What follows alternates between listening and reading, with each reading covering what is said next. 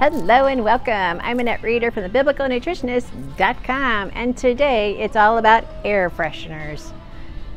Air fresheners, you inhale them. Should you be doing that? I'm going to talk about it. What are the good? What are the bad? What are the bad? What are the good? We're going to talk about it today and how you need to pay attention to this because your health matters to me, and I know it does to you as well.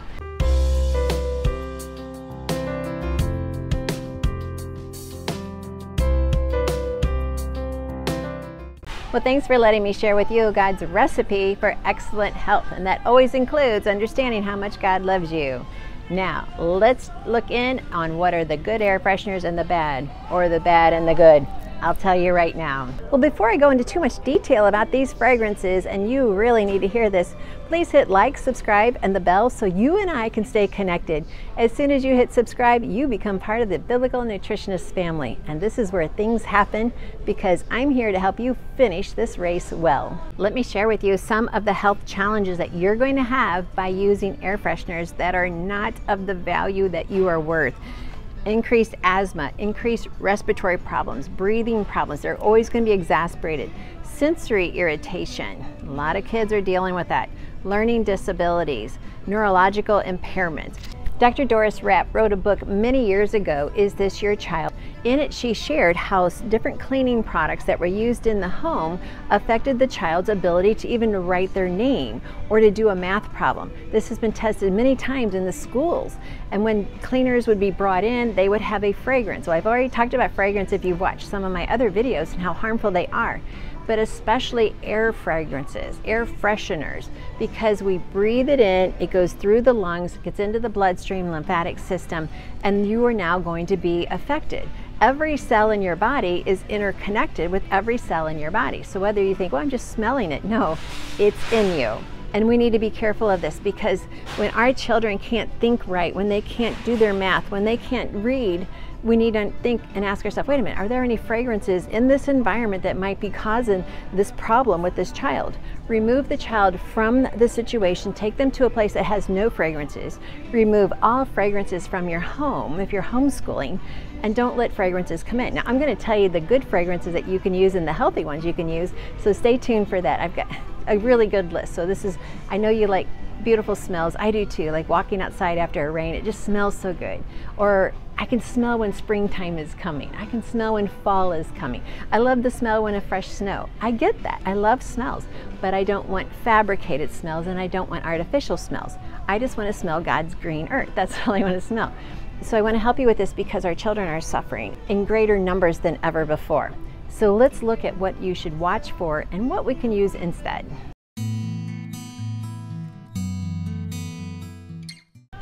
Well, as we look at all of the different air fragrances, fresheners that are available to us, I just want to say, if it says plug it in, pull it out. That's all I can say. If it says spray it in the air, let's talk about it. There are some definite yeses and some definite nos that you need to understand, because if you're breathing it in, it's going through your lungs, it's going through your lymphatic system, your body is processing it. So do we want to be processing everything that we see here on the shelf? Now, this company is pointing out all of the harmful ingredients that have been used in the past, which is your dyes. Formaldehyde is extremely harmful to the lungs. It says no phthalates and no flammable propellants. This is really good news, yet it still has ingredients in there that can be very harmful to the lung and the respiratory system. So I would not use this product. Now, as you look at these fragrances, the plug-ins, realize the only ingredient is fragrance. It's not telling you exactly what's in the package. So we need to be careful of that. Now, here's a fun one. It's a poop spray, a pre-poop spray. You could just use your own lavender oils or your own other fragrances that are natural, as opposed to using these that have known carcinogens in them. In general, I've helped a lot of young moms help their children to sleep better at night when they remove these air fresheners from the home. Now let's look at the good side. Let's look at what we can use instead. Well, here are my 12 ways that you can make your own air fresheners. And you can use this in every room of your house. Number one, vacuum. Vacuum with a HEPA vacuum, and you will always remove fragrances that don't belong there so that you can just have a cleanness.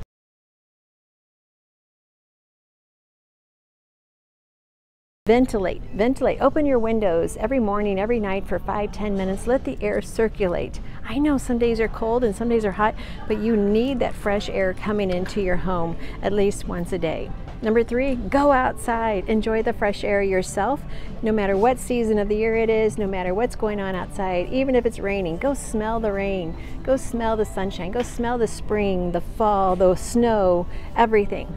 Number 4, baking soda. Baking soda everywhere, carpets, bed, laundry, shoes, and even to brush your teeth. Next is vinegar. It absorbs odors. Even though it has an odor, it actually absorbs odor. Next is charcoal air freshener. You can find them different places. I'll add some links down below to help you out.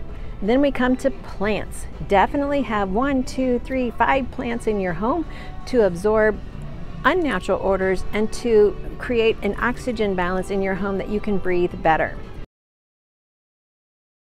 This plant would be beautiful in the home. It has all of the right plants inside it to keep your home looking beautiful and to absorb odors and to keep the oxygen balance really nice in your kitchen, your living room, your bedroom. This would be a great addition. Lemon peelings are another great way to get a nice aroma in your kitchen. The peelings, if you're not zesting them for your salad or your recipes, or you're not using it for my 2 fruits that fight cancer recipe, then you could use the peelings, throw them down in the garbage disposal, blend them up, and your whole kitchen will smell amazing. So lemons are the excellent aromatherapy for your kitchen. Growing herbs in your kitchen. Yes, we must do it. Take a pinch to eat, pinch to release the essential oils, and you will have aromatherapy happening all around you.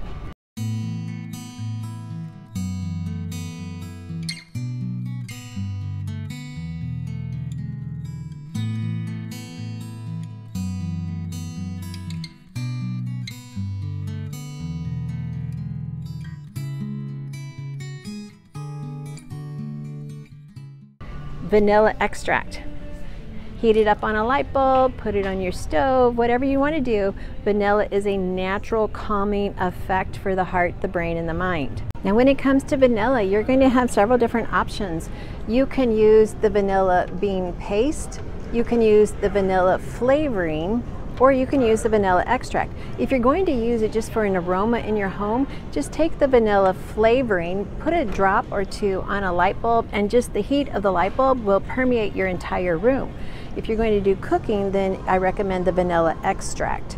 So you have a couple options. This is kind of new for many of the stores to have this, but just realize these are your options that are now available. And lastly, spices. Cinnamon, cilantro, parsley.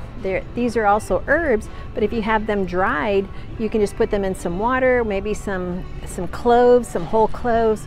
Any way you can use these to add a fragrance to your home that is soothing, creates a calmness, lessens anxiety, decreases depression, doesn't interfere with breathing, doesn't interfere with your neurological system. You are winning. Well, now I'm in the spice aisle, and this is the best place to get your air freshener, right here with the cinnamon sticks. Yes, just scraping them a little bit, shaving them off a little bit, you'll instantly get the oils from the cinnamon, and it will totally add just a delicious flavor to the air. I know you can't really taste the air, but sometimes don't you think you can? And so cinnamon sticks are perfect. Boil them in some water, add in some cloves. We've got some whole cloves right here too. Add some of those into the water, and your home will instantly smell like you just baked an apple pie. So I hope these tips have been helpful to you. So remember, babies are more susceptible to lung infections when a woman is pregnant and is surrounded by these air fresheners.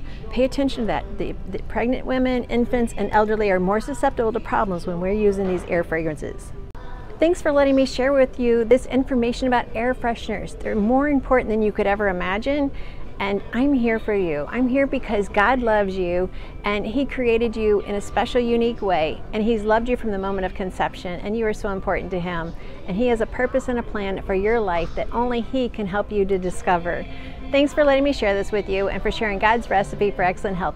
Be sure and hit like, subscribe, and the bell so that we can stay connected with all of the videos coming out in the near future, because now you're part of the Biblical Nutritionist family as soon as you hit subscribe. Looking forward to seeing you next time.